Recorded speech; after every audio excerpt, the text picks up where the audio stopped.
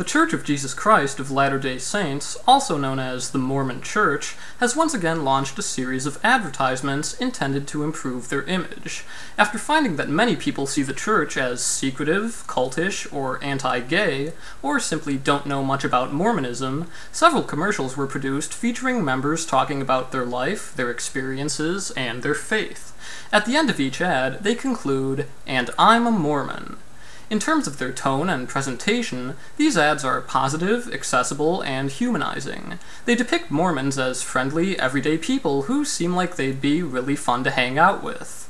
Above all, these ads are normalizing, in keeping with the goal of their creators to dispel the perception that Mormons aren't Christian. Relatively speaking, the beliefs of Mormonism are no more outrageous than those of the average Christian, and their acceptance is likely hindered only by the religion's recency. It hasn't had enough time to permeate society to the point that it's seen as normal, and unlike faiths rooted in ancient writings, the exact details of its fraudulent origin are easily available to anyone who's interested. In this respect, Mormonism may always be at a disadvantage, but if their aim was to show that Mormons aren't substantially different from other Christians, and that they are not strange and awful human beings, this campaign is certainly effective. What it fails to do is show that the Mormon faith is reasonable, humane, ethical, reality-based, or worth believing in. The tactic of showcasing lots of happy, friendly, normal people may help to induce warm, fuzzy feelings, but it does nothing to explain why the shared belief they hold must therefore be acceptable. Their faith may not prevent them from being good people, but all this demonstrates is the capacity for decency to harbor darkness. It's entirely possible to find legions of people who are upstanding members of their community, people who care for their families, people we would probably love to be friends with, and who nevertheless believe things that are baffling, idiotic, hateful, and hideous. At least 1 in 10 Americans think it's acceptable to torture suspected terrorists for information, and it's unlikely that all of them happen to occupy the bottom rung of society. Almost half of Americans believe that humans were created by God within the past 10,000 years, and a third still think that gay relationships should be illegal.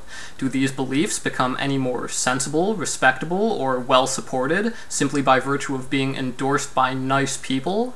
This strategy is essentially the inverse of a personal attack. Rather than criticizing a certain claim by impugning the character of the claimant, it instead highlights their normalcy in order to portray their beliefs as equally inoffensive.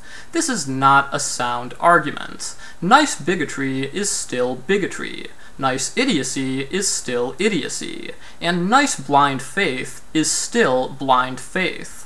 It probably wouldn't be too hard to find a number of good, congenial citizens of Saudi Arabia who think it's appropriate to whip rape victims repeatedly for being alone with an unrelated man. But if they were to appear in a commercial and tell us their life stories before reiterating their support for such barbarity, this would rightly be seen as nightmarish bordering on comical. So why is this rhetorical sleight of hand any more persuasive when it comes to Mormonism? Its adherents may be wonderful people, but here's what their choice of religion reveals about them. It tells me they decided to join a church that did not accept black people as fully equal members until 1978. It tells me they follow a faith that views gay people as sinful and tirelessly works to keep them from having the legal right to marry. It tells me they regard such a church as possessing moral authority. And it tells me their beliefs are not at all affected by the overwhelming evidence that the claims of their scriptures are false and their religion began as no more than a hoax.